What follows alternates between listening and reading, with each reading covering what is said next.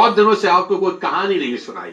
एक सुनार चांदी को तपाने के लिए उसे आग की गर्म लपटों के ऊपर रख रहा था।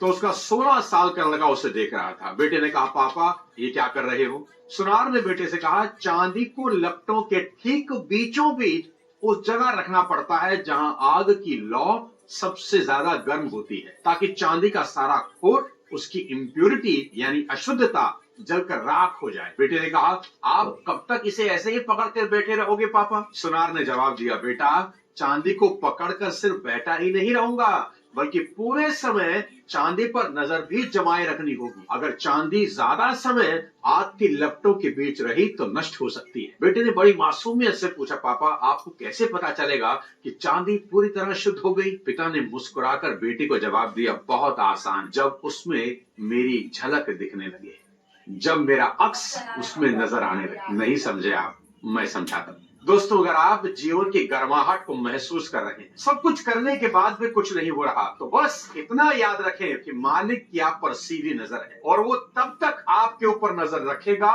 जब तक वह खुद आप में अपना अक्स नहीं देख लेता। भगवान इंसान के रूप में इसीलिए आए ताकि इंसान से फिर भगवान हो सके। जिंदगी की कोई भट्टी आपको कभी नहीं जलाती, ये तो आपको तपाकर चमकती हुई चांदी में ट्रांसफॉर्म कर रही। तो अगर अगले कुछ सालों में खुद को पूरी तरह से कामयाब देखना चाहते हो तो खुद को तराशने के लिए तैयार हो जाओ। नोट कर लो आज मेरी बात, अगर तुम तराशे जाने को तैयार हो तभी पूजनीय बन सकते हो, नहीं तो कभी नहीं। पत्थर की ठुकाई पिटाई के बिना कोई मूर्त कभी नहीं बनती। तबले को भी सुर में लाने के लिए तबला वादक ऊपर और नीचे से उसे ठोकता है। सितार हो या गिटार, बाजार से कभी सुर में नहीं आते, बेसुरे ही आते हैं। बजाने वाले उनका कान मरोड़ कर उन्हें सुर में लाते हैं। यानी सफल होने के लिए तपना तो पड़ेगा।